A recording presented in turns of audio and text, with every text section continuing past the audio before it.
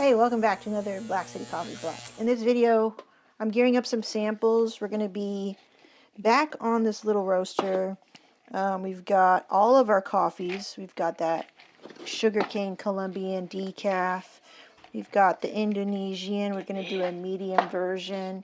We're going to have the macerated Colombian carbonic macerated for 168 hours. Super special. What else do we have? We have the Yirgacheffe. Then we have, wait, what is this one?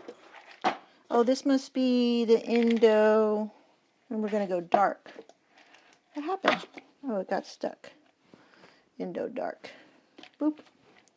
So, we're going to do all these, roast them today, play around with flavors. I need to know kind of like what I'm working with. Then I think will be cool to take it into production. Maybe we can play with like pre-blends too before taking it in production. And that is just all to, save green, right? So as I'm going and working through this sort of experimental profiling phase before putting it on the site, marketing it, blah, blah, blah, I want to do it all on a little bit smaller scale. Another adjustment that I'm doing with this little like sample roast is I'm just going to roast them sort of like almost like a medium level kind, trying to mimic what I would do in production. Now that I've already bought the grain, I'm not making a buying decision. Now it's about flavors. What flavors am I going to get? What kind of blends can I create? Can I predictably go a little bit darker? Things like that, right? So now we're trying to play with flavors and also try to test them in a sort of like really good experiment on brewing as well. So we're going to be trying to find our espresso blend, like our breakfast blend, trying to maintain the other blends that we have, or if we have to update the recipe, that's cool. I'll always try to be I always will be transparent about that. So that's what we're going to do today. I'm coming up with names and such like that, trying to put together combinations, what I think would work in theory. And then of course we have to cup it. And then thinking about, blend names and things like that. And that was always kind of fun. Other than that, there was a question from Jeffrey. So do you have any thoughts on vacuum sealing coffee? I'm roasting 3 500-gram batches per week. Okay.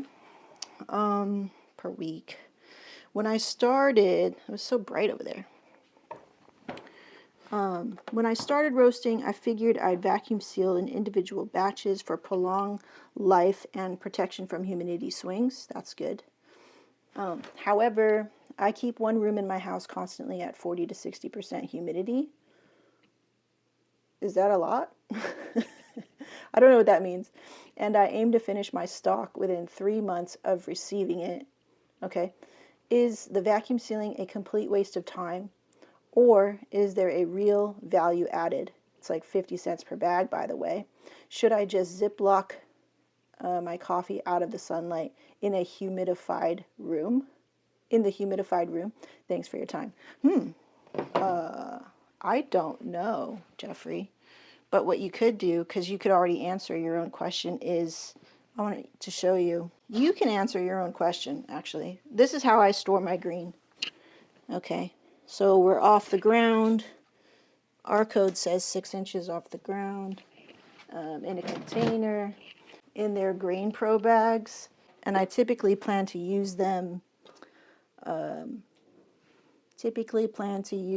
within 5 months, 4 to 5 months or something like that. These are Hesse's 20 kilo bags, 20 kilogram bags. I don't think I move that much coffee. So typically I'll have them in these plastic bins, or I keep them in the Grain Pro since these are smaller. And I just zip them up when I'm not in use. This is a regular room temperature room. It won't get hotter than 80, and it won't get colder than 72 or something like that. But yeah, that's all I do. But for yourself, test it, Like, you have the ability to run that test.